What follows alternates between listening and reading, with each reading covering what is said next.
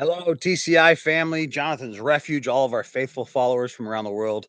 It's your bishop coming to you today outside. It's a little chilly, so forgive me pulling the old collar up. Um, from our headquarters here at the beautiful Pacific Northwest, we're under construction for the next 2 years. Very large project that we're doing. For those that are familiar, come on up. I'd love to show you the place, show you the vision. We've got an orchard, a fruit orchard being put in. We've got an 8,000 square foot house headquarters that we're building. We've got four other houses that we're building to be able to house our men on our property within a gated community for our place, for the people to have safety for our community and safety for the men. And so there's so many things happening, and God is blessing us so much and tremendously that it's the old saying, um, when you're doing what's right, the sun always comes out.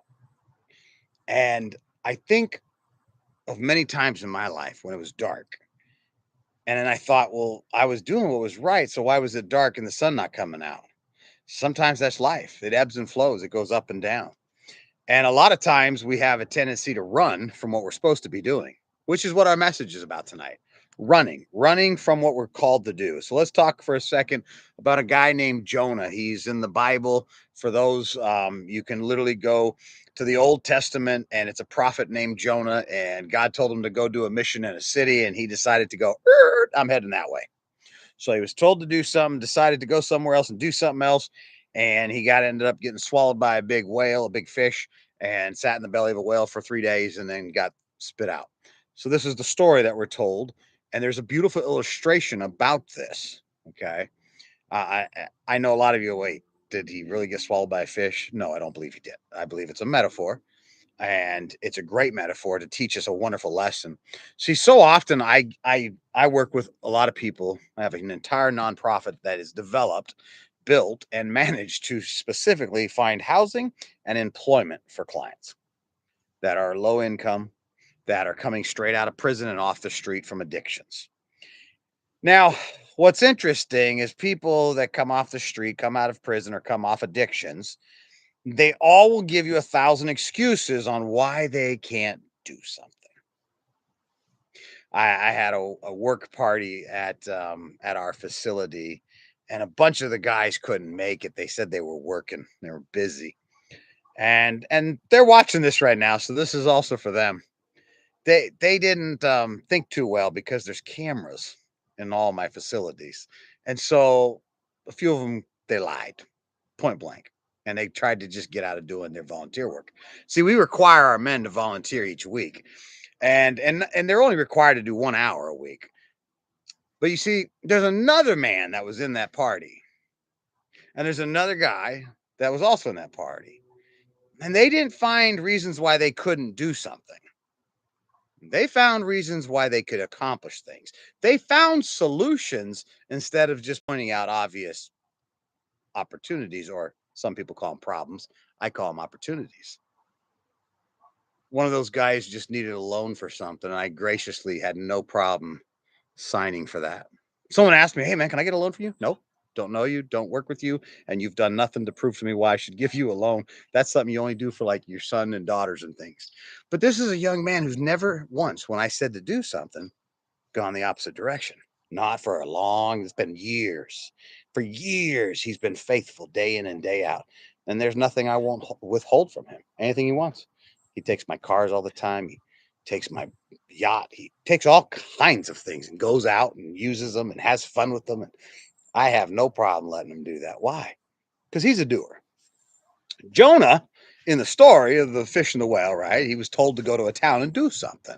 He didn't want to go. I don't want to go. I don't feel good. I got a lot of excuses. There's an old saying, I'm a doer, not a piker. A piker is someone who complains. Like they get to the job in the morning and they're like this. How many hours do we have to be here today? That's a piker. They get to the job and they're like, when's break? I mean, they've only been working for like 20 minutes. And they're like, when's the next break? That's a piker. Um, I run into a lot of those people that are my clients, and they wonder why they're on the bottom of the bucket of society.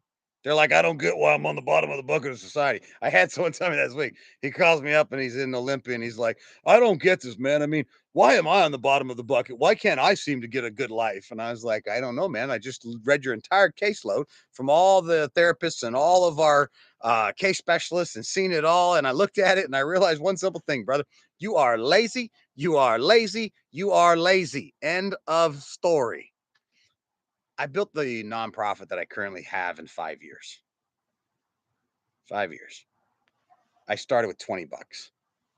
Now we have a multi-million dollar facility being built, $1 million facility that we just purchased, 15 acres campus, another property we're looking at buying right now, 5 more acres. We're putting 800,000 into one rebuild. We're building an entire art center and a woodworking shop where we are changing the world one person at a time. And I did it with $20 and I worked my ass off. So now I get to do what I want, right? You see how that works? If you follow what you're supposed to do, eventually, not instantly, my man that did his job right has been doing it right for years. So you got to put the work in. I had someone ask me yesterday, "Hey, how do I get to where you're at?" And I said, "Do the same thing I did.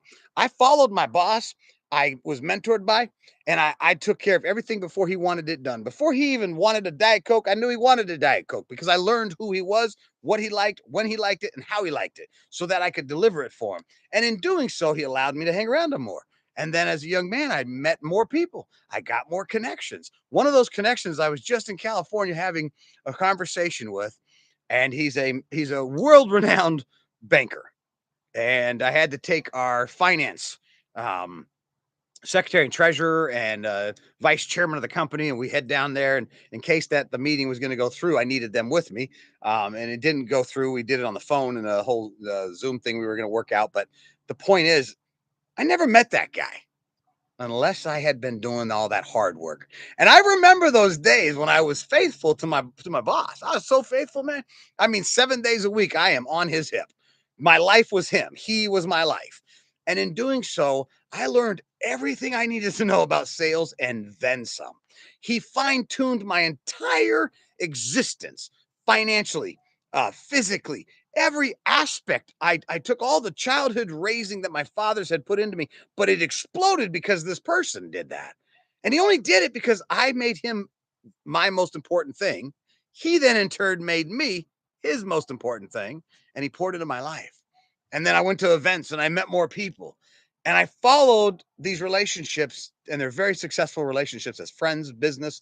And we were just sitting there as we were sitting on the beach next to Cabo Wabo and Huntington Beach, Sammy Hagar's club, at the poolside in the poolside suite with all my staff that were coming with their families so that they could all have a beautiful vacation and treat them to an amazing time. And it was really interesting that my friend said, "Hey, look what your age is." And I said, "Yeah, I just turned 50." He goes, "Yeah, do you remember?" And I'm like, "Remember what? How you said you were going to do everything in like only a couple years?" And I told you that it would take a process and you got to follow the path. And that's when I was looking at Jonah. See, Jonah had to follow a path. He eventually became successful, but he didn't at first because he didn't follow the right path. A lot of times we run from our callings. See, I was a businessman running from my calling. When I left the violence of the street world and moved into business, I should have at that point done what my calling was, this right here, right now, being a minister, helping people find love and grace and peace, helping men and women coming out of addictions and prison, help them find their place in the world, changing people one person at a time. But I thought, no, I'm one of the world's greatest salespeople, and that's my calling. And in some respects, it was, but it wasn't for the reasons that I thought. It was so that I could earn the money, make the money, and build what I needed to build without having to beg for money.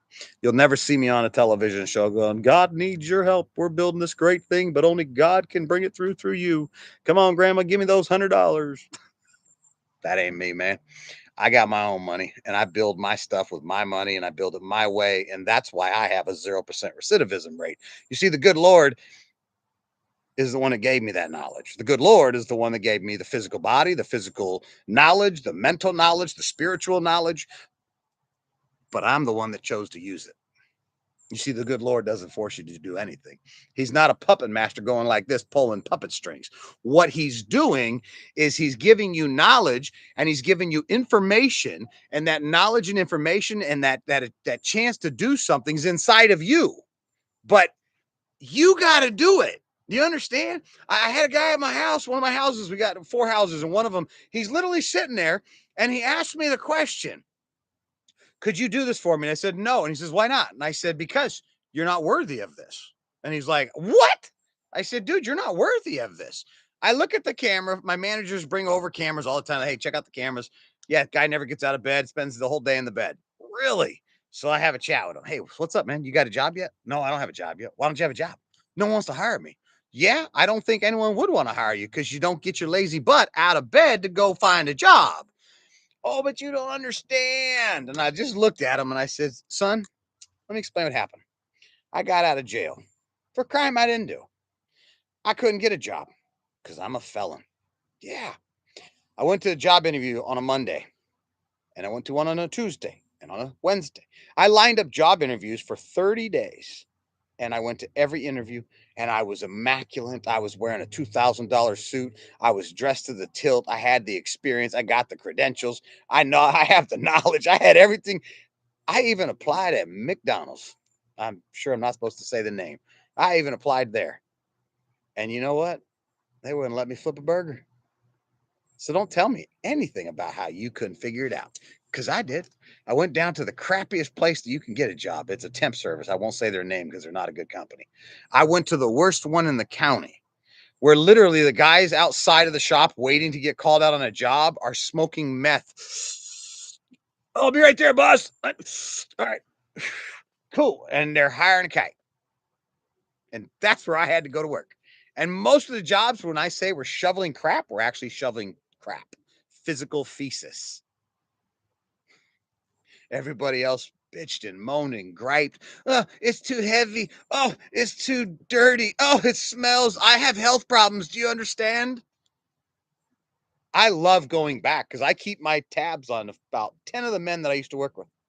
And every year I go back and see them. Hey, boys, what's going on? What are you still doing on the street? Why are you still a meth head? Why are you still homeless? I'm so confused. I have a palace. Come up and live in it. Oh, that's right, because you're lazy. You see, a lazy man doesn't get anything in their life. And that's why they just go back to drinking, drugging, partying, and doing stupid stuff, go back to prison. And there's this beautiful cycle that's horrifying, but they think it's beautiful. And now all of a sudden, when I explain it that way, the guy's like, oh, yeah. Yeah, I was in the gutter with you, shoveling the same crap you were. And yet here I am up on the hill. And where are you at? Why aren't you with me? I got other people up here with me. I bring people with me, folks. See, I don't live in some ivory tower. I live with people amongst me the way Christ did. You see, Christ had 12 cats that followed him all over. And those 12 people, they walked over the earth together as a family and they ministered to people and they lived together and they broke bread together. If you come to my place, I take people on the journey with me. I don't do it by myself. There is no loneliness at the top for a leader like me. Do you want to know why? Because Dr. Maxwell taught me it doesn't have to be lonely at the top. Just take people with you. You don't have to be this, it's all me. I built this place with my bare flesh. I worked 100 hours a week, which I did. And I put all of that money into building it. I could dramatize it. And I did all those things. So what? I'm a hard worker. That's what it boils down to. Now, when I ran from my calling, I usually suffered. That's the point of the message. Jonah was thrown in a whale because he went the opposite direction. You want a job, you can get one. You got to go work your butt off to get a job. Go see 20 places a day, not a month. Go see 20 places, get your resumes out there, but I don't have a resume. Shame on you. There's an internet. Watch this. Hey, Google, how do I write a resume? Lay out your resume according to the reverse. Tells you all the thing right there. It gives you the whole science of how to do it. And it even has a little button you can hit and follow you to a resume place for free. You don't have to know anything anymore. This thing makes dumb people able to be smart. And someone said, "You just called people dumb." Yes, I did. There are dumb people. Now, are they dumb like dumb? No. They just make dumb decisions. Like, I'm going to go do meth. I'm going to go do crack. I'm going to go drink. I'm going to become a rapist. I'm going to go do this. Dumb decisions. Dumb. So, yes, when they do that, they are dumb at that time and moment. Can they undumb themselves? Yes, folks, I was dumb. Yes, I was dumb. And then someone finally rattled my cage and said, "Stop being dumb." I'm like, "I ain't dumb." "Really? You are dumb." "I'm one of the toughest gangsters in the world, homie. You know who I am?" Again, dumb. I was dumb. Then I woke up. Then I became filthy rich. Then I realized I wasn't doing yet what I was called to do, and I kept suffering. I kept having losses. I went through trials and tribulations, and I'm like, "What's going on? I don't get it, man. I'm minding my own business. I'm not out there running stuff with cartels and drug lords and building, evil empires. I'm working my butt off. I donate a ton of money. I'm doing community service things in my own little way. I'm doing all this stuff. I raise millions of dollars through the Freemasons and all these organizations that I work with. But I was running from who Jonathan Brown was supposed to be. My job is supposed to be doing what I'm doing right now. I do it for free, folks. I don't take a paycheck from this company. I hope that somewhere in maybe the next 5 years, so that means it'll be almost 10 years before I take a paycheck. That's what I hope by then maybe I could take one. That'd be nice, right? Because I don't care about money. It means nothing to me. That's why I pay all my people to work and I work my butt off for free. Why? Why would I do that? Because I love what I do. And you can too. Jonah finally figured it out. So he went and did the job he was told to do. Everything was a success and it worked. My nephew, he's 18 years old. He's a lovely young man. I love him very much.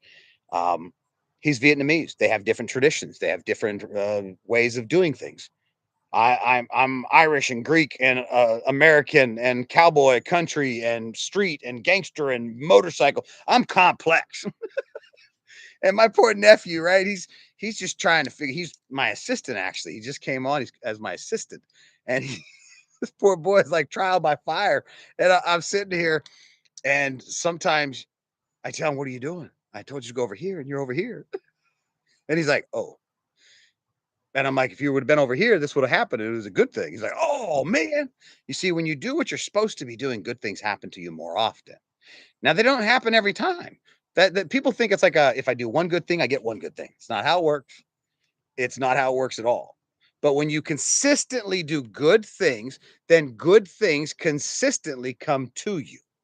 When you consistently are lazy and consistently are not doing things, we got guys in the houses, they don't clean so much. They're supposed to clean. They're getting some new rules this week about write-ups and stuff for not cleaning because the whole place is again monitored by cameras.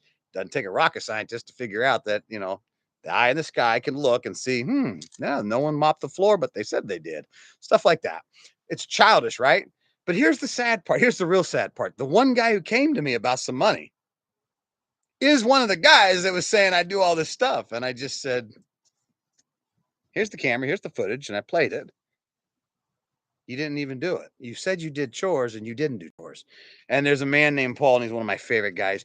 Paul is one of the cleanest men, and I'm a clean freak. So I love clean people. I like people that like to take care of their property, their cars, their bedrooms, their houses. I love people like that because I appreciate that. I know how much work someone puts into taking care of their belongings. I've got shoes. I got this shoe on my foot right now. I'm standing out here. This shoe, I've had that shoe for almost 15 years, folks. It looks brand new because it is. I use it maybe 3 or 4 times a year, 5, 6 times, and then it goes back on the shelf. It gets professionally cleaned. I take care of my stuff. I now do all that myself. I don't have to take them somewhere. I got the supplies because I took the time to learn how to take care of a shoe. I'll be 80 years old in 30 more years, and that shoe will still be in my closet, looking just like it is almost. Why? Because I'm diligent to take care of those things. And Paul, my friend Paul's like that too. He's very diligent about that.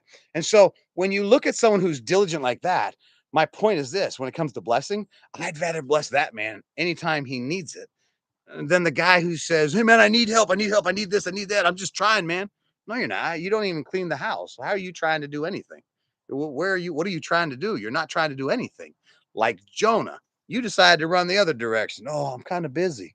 I'm kind of working right now. I'm kind of doing this." Okay. And yet they want society to give them stuff because people are entitled. We have an entitled problem in our country. It's in the world, but it's primarily the Western civilization that is entitled. We think that we're entitled to people's money. We think it's okay to say, I'm going to take someone's riches over here and take it from them and give it to these people. We think it's okay to say, everybody needs to just have chocolate and cake, no matter if you win or lose. I remember the first day that this will give you a little insight. I remember the first football game that my kid played at, and it was what's that? That's the where they pull the flag football. It was flag football. This is going back, and he's playing flag football. He's a defensive end, and the following season he's all excited because he's no longer playing flag, and he's upgraded to the big boy tackle football. So he's just jacked up, right? And that day I'll never forget it. He's the captain of the team, and he's the defense leader. So here he is. He just smashes these guys. I mean, he comes through. He was the biggest trash talker, and then he backed it up. He's like, "I'm coming for you, man. I'm gonna hit you so hard. I'm gonna knock you back to your grandma when she was a kid." And these other boys are like, "What are you talking about? My grandma's dead." And he's like, "I know. I'm sending you with her." He was trash talking, of course, and I'm not telling you it's wrong because I'm okay with trash talking in sports like that. But the young man literally smashed his heart out. And at the end, they lost. His team lost. And he comes up to me at the end and they gave him a trophy because everybody gets a trophy, right? So he gets his trophy and he walks up to me and he's looking at it. And I look at him and I said, "What's that?" He's like, "That's what I'm trying to figure out." I was like, "What is it? What'd they say?" He handed it to me. The coach did and said, "Congratulations, you're a winner." He looks at the coach and says, "We lost." And he goes, "No, no, no, no. We don't even keep score, really. It's all about participating. If you participate, you are great." So my kid looks at me and says, "What do I do?" And I said, "I don't know. You tell me." And he's 7 years old, I think, or 8 years old, something like that. Said, "Let me do this, Pops." And he grabs it and he goes walking across the field to the other coach who won. And he walks up and he goes, "Hey, coach." And he hands it to him and lets the trophy go in his hand. Coach's like, "What are you doing? Here's your trophy." And he goes, "No, no, no, that's yours. You guys won. You kicked our butts. Congratulations. I'll see you next week on the football field. And when I hit the gridiron next week, you won't be the winner. I will be." And he just walked off. I had 7 or 8 families come up to me the next week. "What your son said was just not right. Everyone's a winner." And I looked at him and I said, "You're wrong. Your team lost. You were the losers. End of story." Yes, my son was a loser on that game day. He lost. What did he do with it? He jumped out that next week, worked out harder than he ever worked, went an extra mile on his runs. He ended up doing about 30 to 40 more push-ups per set. He ended up studying the actual playbook that they had, which was almost a joke, but he studied it so that the other guys and all had the same thing going. And next week, he won the game and he took the trophy. Now, see, we've created those children are now adults and they're running our country. And that's a scary thing because they think that, hey, everybody should be a winner. No, folks, there's no winner unless you're the winner. There's a winner and a loser in every game. One team wins, one team loses. That's what I love about sports. It's that simple. But we've created a society of these mamsy-pamsy people that now run the country. And so I'm very grateful when I find people that don't do what Jonah did, which is like me, take a left and go do something. It's taken me 50 years, or in my case, it took me 45 years. And 5 years ago, I finally had my epiphany, and here we are. So you see, I'm the one that I'm talking about. I'm the Jonah. I'm the guy that ran from everything and did the opposite. I'm the guy that did all of that. But that was so long ago. Now I do what's the right way and everything flows my way and everything clicks. And do I have problems? Oh, if you knew what the problems I had for the last 2 days, folks, you'd probably have a heart attack. I've had to shoot out almost $365,000. It's a nightmare. Some of the stuff I've had to deal with, a bloody nightmare, but it's a blessing. It's not a curse. There's a difference. And I know I'm 5 minutes past my normal message length, and I don't apologize for this one because we got too many pikers in the world, too many people that aren't doers, too many people that sit around and say, but it's cold. over the weekend, someone called and said it's raining, and I said, "Yeah, it's Washington. Welcome to the Pacific Northwest. Put on a rain jacket and get out there and work." I don't tell them that. I go down there with the saws and start cutting the trees out in the middle of the rain or not. I don't wait for people to get out there, and then they're like, "Oh, the big guy's out doing it. I guess we better go." Yeah, because I'm a doer, folks. That's why I never starve. So I've got job offers. I mean, I don't need a job, but I got job offers all over the globe. Just had one actually in California while down there. They only want to pay me 780,000 for the salary, but the bonuses will pop me up to $2 million. $2 million, folks. Wow, that's amazing. Now I got to move to another country and I'd have to relocate. And oh yeah, I'd have to stop what I'm doing, which this is a beautiful thing I love doing. So do what's right, and the majority of the time, all that good keeps coming back to you. Do what's wrong, and all that sowing of bad and wrongness and running to the other way you should be, it's just going to cause you to have the pain and suffering. Here's the one thing I learned from Marcus Aurelius: we are mostly in pain and suffering because of our own actions and our own decisions, not God and not anybody else. It's just you that is causing yourself to have that pain. Once I learned that Jonathan Brown was the cause of my pain and my suffering, I was able to eliminate pain and suffering as the Buddha did. The Buddha is an amazing teacher who created a philosophy to show people how to stop suffering. And that's what I finally hit about 5 years back. And so I'm grateful for that awe opening moment when I stopped going that way when I needed to go that way. I hope you'll join me on going the right way. I love you all so much. I have a passion for helping change people's lives. As your bishop, if I can help you in any way, please reach out to us. Call, get a hold of one of the people at the church, get a hold of us on email, Facebook, YouTube. There's 1,000 ways to reach us. We love you guys. God bless.